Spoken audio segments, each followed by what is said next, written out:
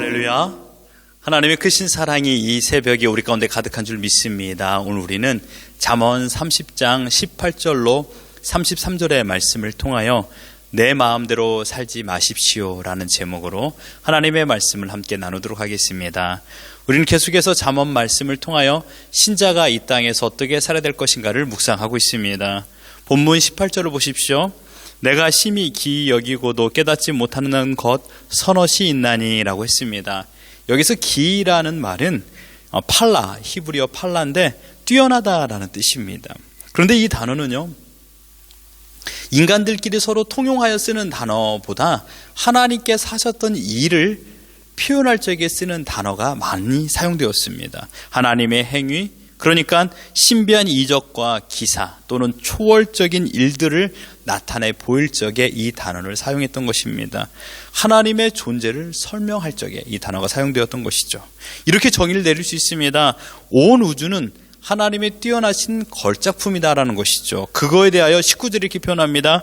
곧 공중에 날아다니는 독수리의 자취와 반석 위로 기어다니는 뱀의 자취와 바다로 지나다니는 배의 자취와 남자와 여자와 함께한 자취며 라고 했습니다.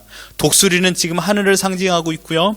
뱀은 땅 위를요. 그리고 배는 바다 위를 말하고 있습니다. 그리고 인간의 출생의 신비 또한 말하고 있습니다. 여러분, 이러한 길들을 알 수 있는 사람이 있습니까? 독수리가 날아다니는 그 뒤의 길을 어떻게 알 수 있겠습니까? 인간의 지혜로 알 수 없는 신비한 일들이 온 세계에 얼마나 많이 있습니까? 이 모든 것들을 누가 주관하고 계십니까? 바로 하나님께서 주관하고 계십니다. 왜냐하면 하나님께서 만드셨기 때문입니다. 만드셨기 때문에 그것을 제일 잘 알고 있습니다. 성경에서 공중에 나는 새를 먹이시는 분이 누구라고 그랬습니까? 하나님이라고 그랬습니다. 공중의 새가 하루에 100마리 정도의 이 곤충을 잡아먹는다고 합니다. 여러분 계산해 보십시오. 이 수천억 마리의 이 새들이 있는데 그 새들이 하루 먹는 이 곤충의 양은 어마어마하게 많이 있습니다. 그것을 어떻게 인간이 다 충족하고 만들어낼 수 있겠습니까? 바로 하나님께서 그 모든 것을 공급하여 주신다라고 말하고 있습니다.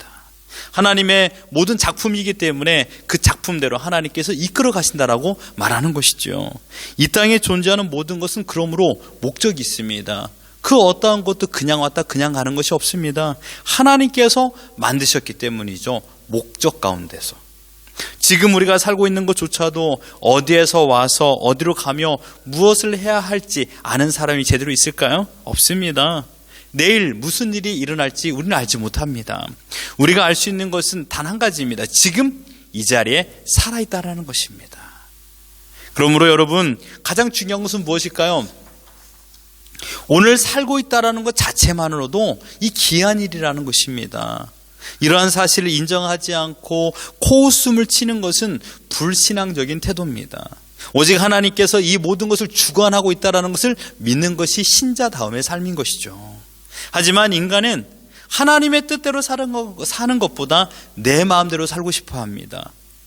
내 마음대로 모든 것을 하고 싶어 하죠. 내가 주인이 되고 싶어 합니다. 그래서 문제들이 시작됩니다. 모든 문제의 시작점은 바로 내가 주인이 되거나 내 마음대로 살고 싶을 때 비로소 문제가 생기는 것이죠. 왜 그렇습니까? 나만 내 마음대로 살고 싶을까요? 상대편도 자기 마음대로 살고 싶죠. 그러니까 싸움이 일어나는 것입니다. 성경을 연구하고 말씀을 보면 볼수록 아주 단순한 진리를 발견하게 됩니다. 인생은 복잡하지 않다, 이것입니다. 왜 인생이 복잡하지 않을까요? 바로 만드신 분, 하나님의 뜻을 따라 살아가면 인생은 편해진다라는 것입니다. 왜냐하면 하나님께서 공중에 나는 새를 먹이시는 것처럼 하나님의 백성들을 먹이시고 입히신다라고 약속하여 주셨기 때문입니다. 이것을 우리는 은혜라고 말하지 않습니까? 하나님께서 은혜를 베풀어 주기 때문에 우리가 살 수 있는 것입니다. 그러므로 인생은 단순합니다. 만드신 하나님의 뜻을 따라 오늘 살아가는 것, 하나님의 은혜를 구하며 살아가는 것, 이게 단순한 인생이 아니겠습니까? 여러분, 어제도 우리를 먹여주셨습니다. 어제도 우리가 편한 잠을 잤습니다. 아무도 아무런 문제 없이 아침을 맞이하지 않았습니까? 마찬가지입니다. 오늘 하루도 누가 우리를 지켜주시겠습니까? 바로 하나님께서 우리를 지켜주신다는 것을 믿으시길 바랍니다. 두 번째로 사회 질서를 무너뜨리는 상황을 오늘 본문에서 말하고 있습니다. 22절, 23절을 보십시오. 곧 종이 임금된 것과 미련한 자가 음식으로 배부른 것과 미움받는 여자가 시집간 것과 여종이 주모를 이은 것이니라. 이 네 가지 공통점은 사회 질서를 무너뜨리는 행위입니다. 종이 임금되는 것, 미련한 자가 음식을 많이 먹는 것, 미움받는 여자가 시집가는 것, 여종이 여주인을 몰아내고 자리를 차지하는 것, 안방을 차지하는 것을 말하고 있습니다. 질서가 무너지는 행위입니다. 왜 그렇습니까? 창조 질서, 즉 하나님께서 만드는 원칙과 모든 것을 깨트리기 때문입니다. 이유는 단 한 가지죠. 내 마음대로 하고 싶기 때문입니다. 내 마음대로 하고 싶을 때마다 그때마다 자연스럽게 창조 질서를 붕괴하게 되어 있습니다.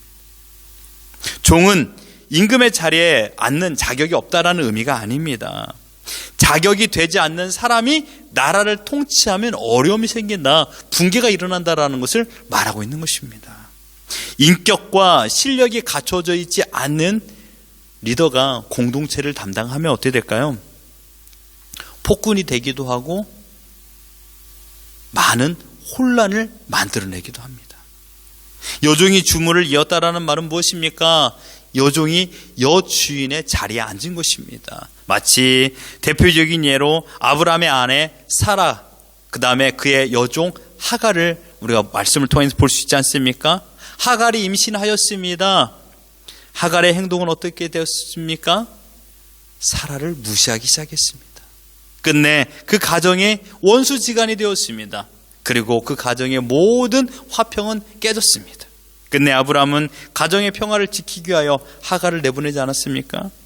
하나님께서는 질서의 하나님이십니다. 그러므로 그 질서를 깨트리는 것은 하나님을 대적하는 행위입니다. 내가 주인이 되고 내 마음대로 살고 싶어 하니까 자연스럽게 하나님의 대적이 되는 것입니다. 모든 권세는 하나님께서 세우셨습니다. 권세 잡은 자가 미련하고 또한 악하다 할지라도 심판은 하나님의 영역입니다. 하나님의 때 하나님께서 그들을 처리하실 것입니다. 내가 심판자의 자리에 앉아서는 안 됩니다. 내가 하고 싶기 때문입니다. 내 마음대로 하고 싶기 때문에 내가 심판하려 합니다. 그때 일이 발생하는 것이죠. 하나님의 뜻은 그 앞에서 철저하게 믿음을 지키는 것입니다. 폭군 앞에서 또한 악한 사람 앞에서 내 믿음을 지키는 것, 이것이 하나님의 뜻입니다. 하나님의 위대한 목적이 있음을 여러분 기억하십시오. 우리는 하나님의 뜻과 목적을 다 알 수 없습니다. 기이한 일을 행하신 하나님, 질서의 하나님이십니다. 그러므로 우리도 어느 순간 리더로서의 부름을 받아 누군가를 이끌어간 인생을 살고 있을 것입니다. 지금 여러분들이 부모로서 우리 자녀의 리더가 되지 않았습니까? 가정의 리더가 되었습니다. 내 뜻대로 또는 내 마음대로 행하는 곳이 가정이 아닙니다. 내가 리더니까 내 마음대로 해야지, 그것이 아닙니다. 하나님의 창조 질서를 따라서 하나님의 말씀에 순종하여 우리 가정을 잘 이끌어가는 것입니다. 하나님의 기준에 순종하여 바른 임금됨의 행동을 하는 것이 하나님의 뜻입니다. 이것이 무너지면요, 우리 가정은 온전한 가정을 이루지 못하게 되는 것이죠. 마지막으로 잠언 기자는 창조 질서에 순응하며 살아가는 네 가지 동물을 비유로 말씀하고 있습니다. 24절로 28절에 보면요, 먹을 것을 여름에 준비하는 개미가 나오고요, 집을 바위 사이에 짓는 사반이 나오며 떼를 지어 다니는 메뚜기, 임금이 없음에도 불구하고, 또한 왕궁에 있는 도마뱀, 출입구가 있지 않아도 불구하고 그들은 얼마나 자유스럽게 드나듭니까? 그런데 이들의 특징을 24절에 한마디로 표현했습니다. 가장 지혜로운 것. 인간의 지혜로 그 길을 알 수가 없는 것입니다. 여러분, 사반이 무엇입니까? 바위 너구리입니다. 바위에 집을 짓고, 바위 사이에 집을 짓고 살아가는 너구리인 것이죠. 어떻게 바위 사이에 집을 짓고 살아가는지 인간은 알 길이 없다라는 것이죠. 이 동물들은 작지만 하나님께서 주신 지혜를 따라 각 처소에서 충성스럽게 최선을 다해 살고 있습니다. 먹을 것을 여름에 준비하는 개미 얼마나 충성스럽게 하루하루 살아갑니까? 하나님께서 말씀하고 있는 것은 무엇입니까? 하나님의 창조 질서를 따라 살아가는 것이 지혜로운 삶이다라는 것입니다. 사랑하는 성도 여러분, 지금 우리가 살아가는 이 인생을 누가 주관하고 계십니까? 하나님이십니다. 그렇다면 누가 과연 지혜로운 사람이 될까요? 내 마음대로 살아가는 사람이 지혜롭다라고 말할 수가 없습니다. 하나님의 뜻을 따라 살아가는 사람이 가장 지혜로운 삶을 살아간 사람인 줄 믿습니다. 인생을 주관하시는 하나님의 뜻을 따라 살아가는 자가 지혜로운 사람입니다. 지금 나에게 허락하여 주는 환경 속에서 최선을 다하는 것, 이것이 바로 하나님의 뜻을 따라 살아가는 것입니다. 사람들은 이렇게 말합니다. 열심히 살지 말고 잘해라. 열심히 하지 말고 잘해라. 멋있는 말처럼 들립니다. 잘하는 것. 그런데요, 실상은 이런 표현이죠. 과정이 어떠하든지 중요하지 않아. 결과만 좋으면 돼. 결과 중심주의로 우리 인생을 이끌어가고 있는 말입니다. 하지만 하나님의 뜻은요, 잘하는 것보다 충성스럽게 오늘을 살아가는 것입니다. 왜 그렇습니까? 그 잘됨의 평가를 인간이 하지 않기 때문입니다. 내가 결과를 만들어낼 수도 없습니다. 그 평가는 하나님께서 하시고 그 결과를 하나님께서 만들어내십니다. 우리는 우리가 처한 그 자리에서 충성하는 모습으로 그 자리를 지켜나가는 것입니다.